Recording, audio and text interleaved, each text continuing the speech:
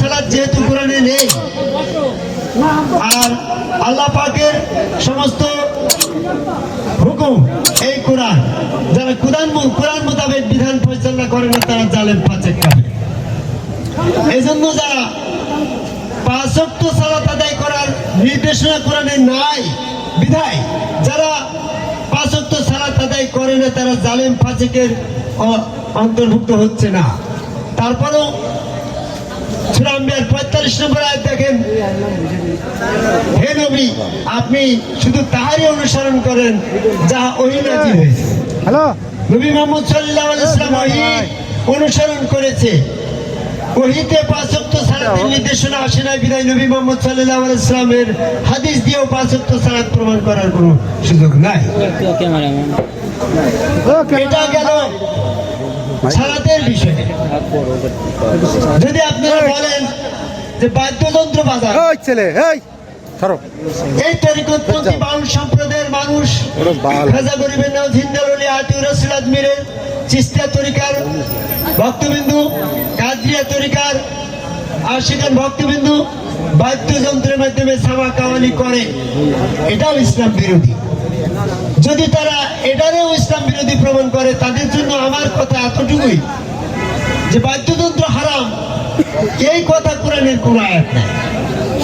যদি আপনি এটাকে হারাম করতে চান তাহলে বাদ্যযন্ত্র হারাম এই মর্মে কোরআনে আয়াত দেখান। আমি কোরআন গবেষণা করে দেখলাম বাদ্যযন্ত্র হারাম এই মর্মে কোরআনে কোনো আয়াত নেই। কাজেই যদি কোনো ধর্মীয় অনুষ্ঠানে বাদ্যযন্ত্র বাজানো হয় তাহলে সেটা দ্বীন ইসলামের বিরোধী কোনো কার্যক্ষেত্র নয়। কোরআনের ভিতরে সুদ হারাম, ঘুষ হারাম, জিনা হারাম, অন্যান্য হারামের কথা আসছে, কিন্তু আমি কোরআন গবেষণা করে দেখেছি বাদ্যযন্ত্রের মাধ্যমে সঙ্গীত হারাম এই মর্মে কোরআনে কোনো আয়াত নেই। যদি কেউ এটারে কোরআন দিয়ে প্রমাণ করতে না পারেন তাহলে এটার বিরোধিতা করবেন না। আমি অনেক অভিজ্ঞতালব্ধ একটা জ্ঞান থেকে শুধু আপনাদেরকে এতটুকু বলতে চাই, এক সময় যখন এমনটা হলো তারা বললো আপনি বাদ্যযন্ত্র হারাম এই কথা কোরআনে নেই বুঝলাম, কিন্তু এটা যে হালাল এই মর্মে কোরআনে আয়াত দেখান। আমি তখন তাকে বলছিলাম যে বাদ্যযন্ত্র হারাম এটা কোরআনে নাই, কিন্তু এটা যে হালাল এই দলিল আপনাকে আমি কেন দেখাতে যাব? যদি আমি আপনার এই বাদ্যযন্ত্র বাজানোর ব্যাপারে বাধ্য করতাম তাহলে আমি বলতাম যে এটা হালাল, আপনি বাজাবেন না কেন? আমি তো আপনাকে বাধ্য করছি না, বরং আপনি আমাকে নিষেধ করছেন, দলিলটা আপনি দেবেন যেটা হারাম তাই আপনি করবেন না। যেহেতু এটা হারামের আয়াত নেই, আমি ইচ্ছা করলেই করতে পারি।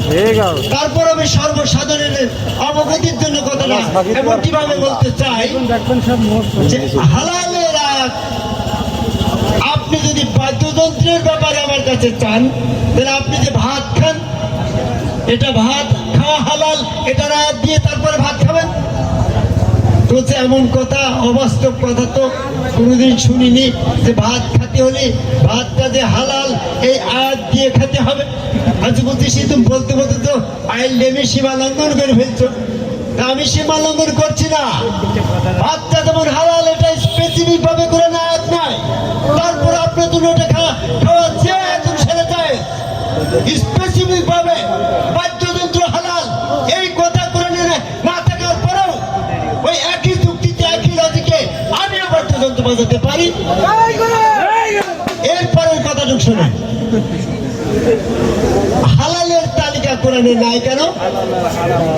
সূরা ইমরানের 93 নম্বর আয়াত করে দেখেন, আমি যা কিছু হারাম করেছি তা বাদে বনী ইসরাইলের জন্য সকল কিছুই হালাল করলাম। কি বলছেন এই কথাটা?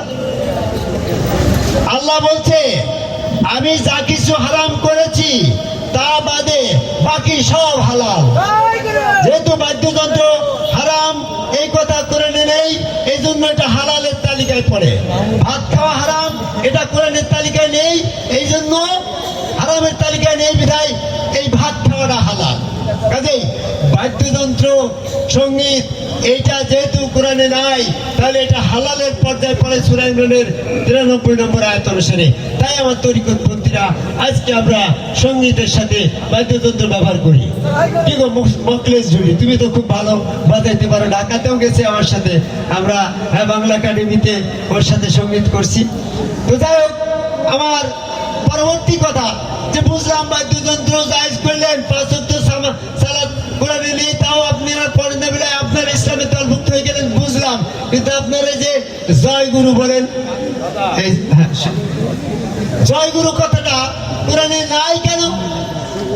আমি বলি আপনি যদি কোরআন গবেষণা না করে আমার পরে জয় গুরুর বিরোধিতা করেন, তাহলে আপনার কোরআন অমান্য করার শামিল হবে।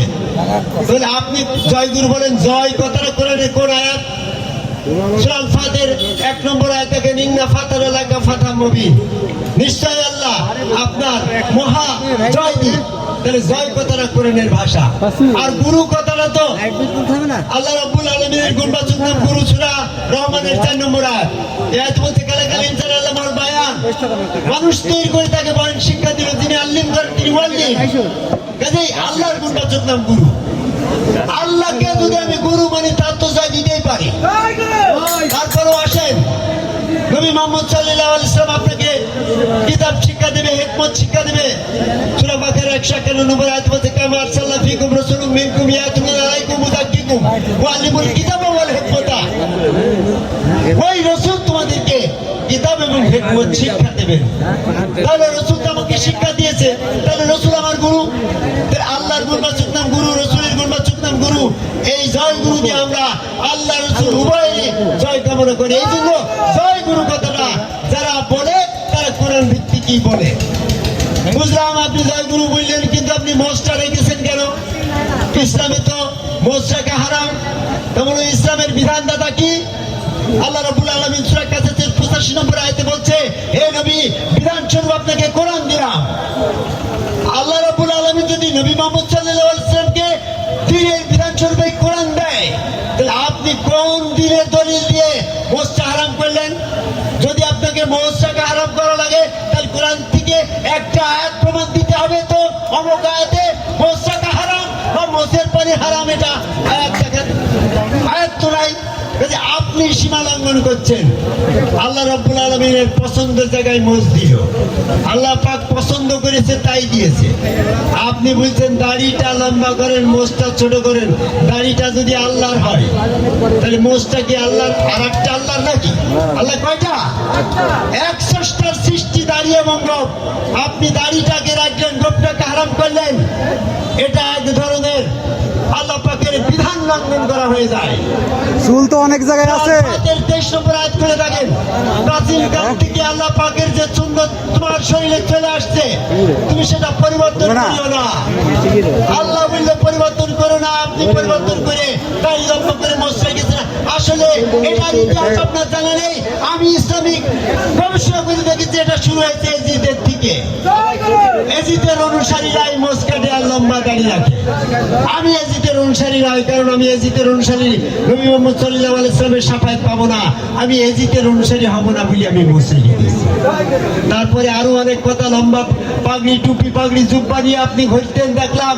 হ্যাঁ, আপনি গসবা সেরানি মাস্টারের জামাই, আপনাকে দেখেছি টুপি, পাগড়ি, জুব্বা নিয়ে আপনি ঘুরে বেড়াতেন। এখন আপনার টুপি নেই, জুব্বা নেই, মোষ রেখে ঘুরে বেড়াচ্ছেন, কারণটা কি? আমি দেখলাম কোরআন গবেষণা করে, টুপি, পাগড়ি, জুব্বা ইসলামিক পোশাক, এই মর্মে কোরআনে কোনো আয়াত নেই। ইজমা, কিয়াস, ফতোয়া, হাদিস দিনের কোনো দলিল নয়। দিনের দলিল একমাত্র কোরআন।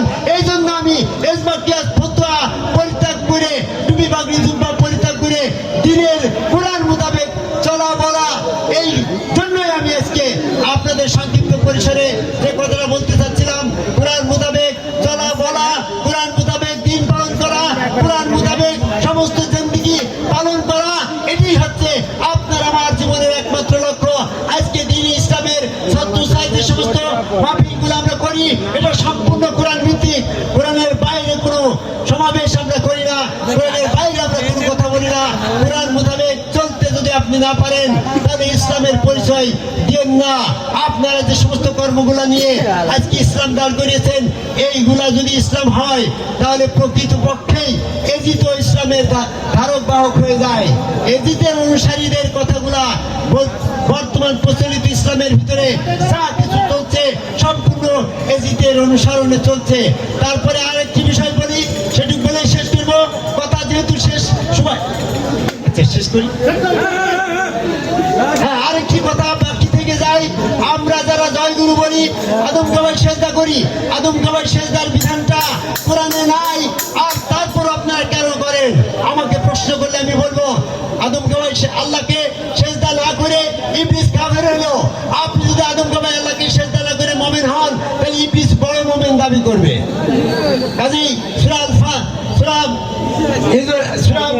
আরবের 11 নম্বর আয়াত, সূরা বাকারার 34 নম্বর আয়াত, সূরা হিজরের 29 নম্বর আয়াত, সূরা সাদের 72 নম্বর আয়াত, সূরা বনী ইসরাঈলের 60 নম্বর আয়াত, সূরা কাফের 25 নম্বর আয়াত, এই সমস্ত আয়াতে বলা হয়েছে ওয়াসজুদু আদমা, আদমের নিমিত্তে সেজদা করো।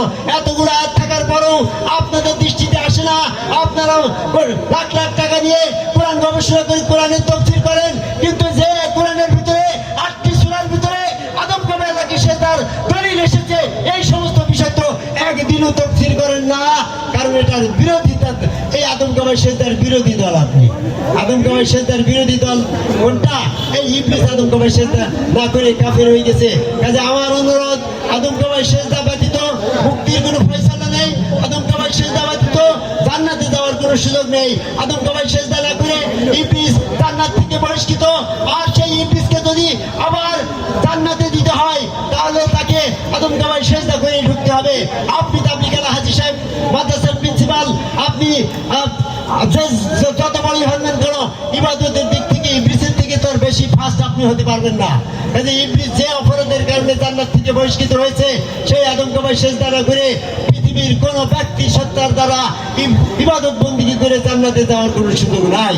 এই জন্য আমরা যারা এই তরিকতপন্থী বাউলপন্থীরা আদম কাবায় আল্লাহকে সেজদা করি, কোনো মানুষকে সেজদা করি না।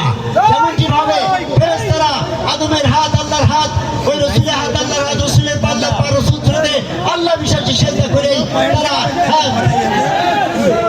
আচ্ছা, জয়গুরু। এরপরে আর বেশি কথা বলতে চাচ্ছি না, পরবর্তীতে আপনাদের মাঝে আবার যদি সুযোগ পাই তাহলে কথা বলবো। আমরা আজকে সাধু সঙ্গের মাধ্যমে গান শোনার আহ্বান করে সকলকে শান্তশিষ্টভাবে সঙ্গীত পরিবেশনের মাধ্যমে সঙ্গীত শ্রবণের আহ্বান করে আমার কথা শেষ করি। জয় গুরু।